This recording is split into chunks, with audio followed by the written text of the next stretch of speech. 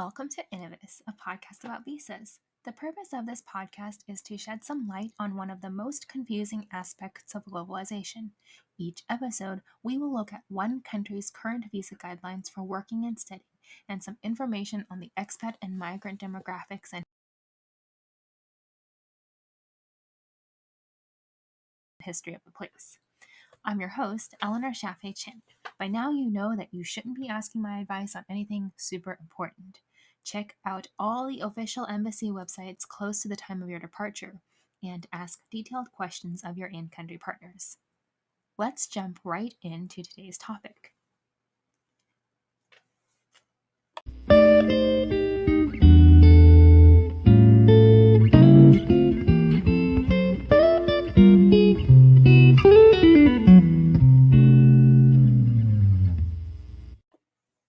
Today, as promised, we're talking about the student visa, the talent visa, and the EU Blue Card. Visa information comes from the official French visa website. Migrant demographic statistics come from the National Institute of Demographic Studies. The link to both French websites will be in the show notes. The talent visa was created to help foreign employees and self-employed persons develop France's economic attractiveness. Your employment contract and your stay in France must exceed 3 months. This visa type will allow you to stay in France for a maximum of 4 years, commencing on the date of your arrival. Similar to the salaried employment visas, when issued, talent visas are stamped with what kind of work you'll be doing in France.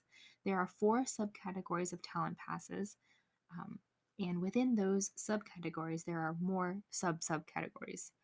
However, the process of obtaining residency through the talent visa is very standard. You'll be issued a long stay visa. Within 2 months, you will need to change it to a multi-year residence permit that will be valid as long as your job contract is valid, or for 4 years, whatever comes first. If you're on a fixed term contract from 3 months to 1 year, you will validate your visa within 3 months and no other procedures are necessary. Starting at the top of the talent visa categories, there is the Qualified Paid Employee Talent Visa. This visa is for when you have been hired by a French organization to be part of the research and development arm.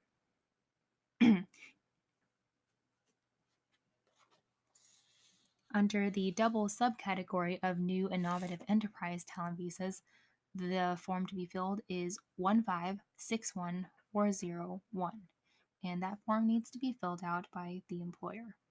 Finally, and this is the best part about this subcategory of the qualified paid employee visa, your salary must be at least equal to 2 times the minimum legal wage in France for a full-time worker. Now, if your company belongs to the same international group of companies as your employer, for example, if you were in the e-commerce arm of Salim Group Latte and you were going to work for the entertainment division of Latte, this is a different subsection. For this kind of visa, you have to have proof that you're not a greenhorn, and by that I mean you've been working for more than 3 months, and that this visa is particularly for a mission-based assignment. Your salary must be at least equal to 1.8 times the minimum legal wage in France for a full-time worker. And this form is 1561601. There are lots of different forms depending on what kind of work you'll be doing, so do take note of what kind of your work you'll be doing and get the right form. Now, for all my geeky friends, the public or private research and higher education talent visa would be interesting for you. Please note, there is no salary minimum disclosed on the website. If you will be in the position of directing a research or higher education mission as part of a hosting agreement, and you are qualified to at least a master's degree, this is the program for you.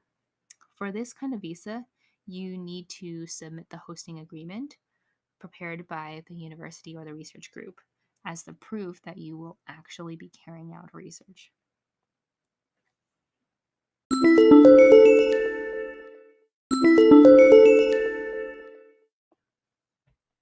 Now Now for that awesome blue card visa. This is under the category of Talent Passport Qualified Employee. An example of a company in which you can obtain a blue card is Google. If the free snacks and the 20% paid tinkering time weren't enough, Google has an entire department that handles international work, including visa stuff. If you're not at Google, but you're interested in the blue card, your requirements are that you must hold a qualification demonstrating at least 3 years of higher education awarded by a state recognized higher ed establishment, or have at least 5 years of comparable professional experience. Your salary must be at least equal to 1.5 times the average gross reference salary fixed by the Minister of Immigration. In June 2016, that number was 35,000 euros, 891. But that was almost 7 years ago. So do make sure that number did not grow with the inflation. Finally, you're going to need the employer to fill in Form 1561501 and provide documents explaining the position of the company as they are hiring you. So that's the blue card. It's not actually a card. I was very surprised to learn this. Now, let's talk about the artistic talent visas because that's a separate subcategory. If you are employed by an arts organization, the form for your employer to fill is 1561701. This particular dossier needs to include supporting documents about the artistic company situation and any relevant entertainment licenses. You also need to provide proof of your financial resources, primarily originating from your activity for the period of your planned stay. This needs to be an amount at least 70% of the minimal legal wage in France. And in addition to whatever money you make from the art, you can supply your own resources up to 49%. Unemployment benefits paid by the French authorities are not considered as part of your financial capabilities when you're submitting your documents. There is actually a little bit more information regarding the artistic visa if you are a self-employed artist or if you are a internationally known performing artist. If there are so many details on those kinds of visa that I suggest you do all your own research for that. Moving on, because the purpose of the talent passport is to increase France's economic attractiveness, the next few subcategories of talent visas are numbers heavy. If you want to create a business or take control over an existing business, the guidelines are that the new company can be commercial, artisanal, or industrial. They will be subject to special rules applicable in French law. You must invest 30,000 euros of your personal finances in the project, and you must hold a degree equivalent to a master's degree or higher, or be able to prove at least 5 years of professional experience at a comparable level. Now, this visa has all the characteristics of a blue card visa, but it says Créateur d'Entreprise.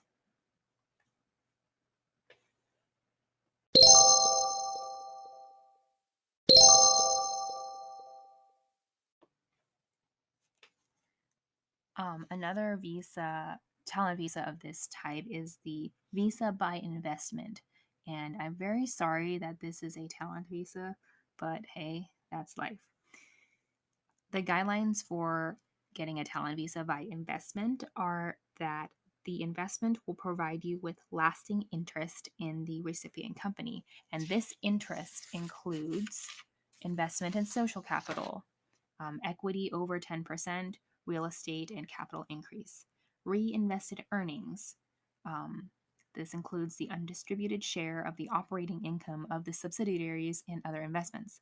And inter-affiliate loans For example, direct loans between investors and companies in which they have invested, or a loan between companies belonging to the same group. Now, as you all know, I'm not a banker or a financial services professional. If this type of visa is something that interests you, you should check out the resources from Nomad Capitalist for a more thorough and specific guidance on how to make those foreign investments and gain second residencies and citizenships, um, which is really kind of the point of getting a visa to do anything. There's a link to that particular website in the show notes. And I don't have more examples of this. Sorry. Moving on, there's a separate subcategory of a talent visa if you'll be engaged in an innovative economic project recognized by a public body, or if you take up a corporate appointment in a French company. If you work for the public body, you have to enclose with the visa application the notification document from the public entity. And you must prove that you have sufficient means of subsistence um, with your dossier.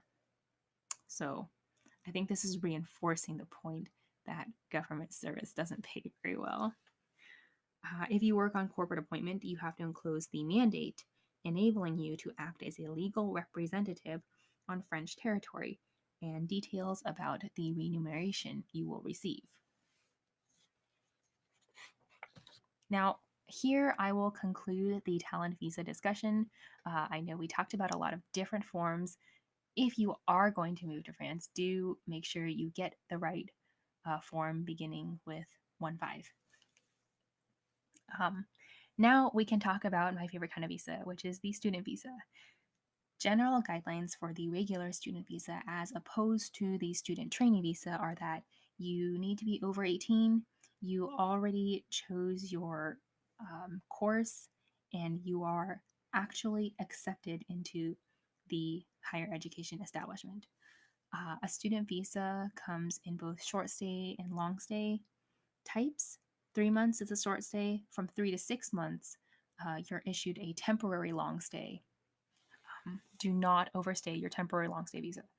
And anything over 6 months is a long stay visa to be validated at the 90-day mark. Enrollment conditions differ depending on your nationality. You need to look at the Etudes in France website to see if your country is included in the online enrollment program. And this makes a difference on how much your visa application is going to cost. For countries not on the Etudes in France program, check the enrollment conditions on Campus France. These are both, so Etudes in France and Campus France are both government partner websites. These are slightly more complicated to navigate than the visa website itself. So I suggest that you do some research on the school you want to attend before checking out the government website. That way you have an idea of what exactly you're looking for. The visa pricing for countries with the Etudes in France online enrollment program is 50 euros. Visa pricing for countries without this relationship is 99 euros. There are other guidelines if you are planning to take certain entrance examinations in France, particularly if you're going to study your bachelor degree in France. I don't know anyone who did this, and I haven't done it myself. So I suggest you do your own research regarding these examinations.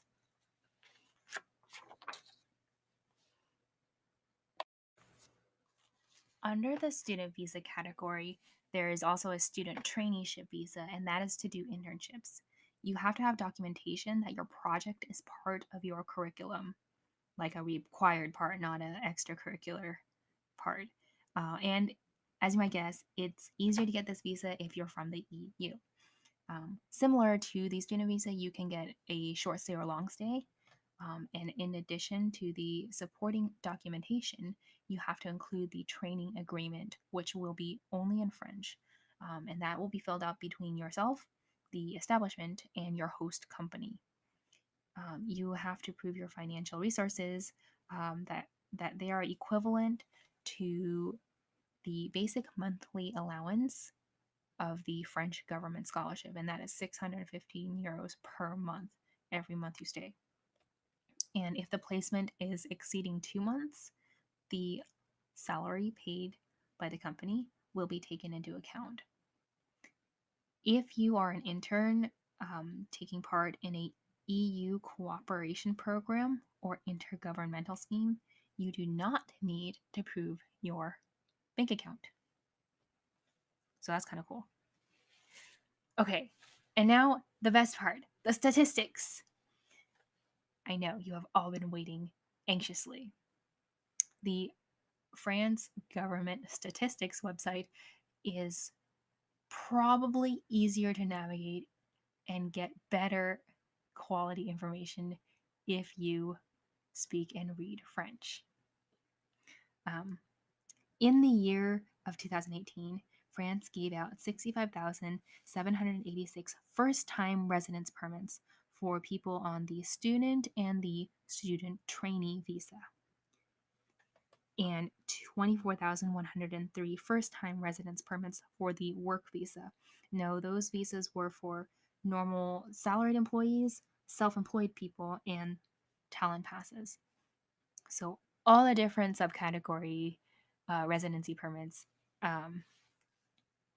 totaled to 24,103. France also distributed 31,883 humanitarian visas, most of which were for refugees.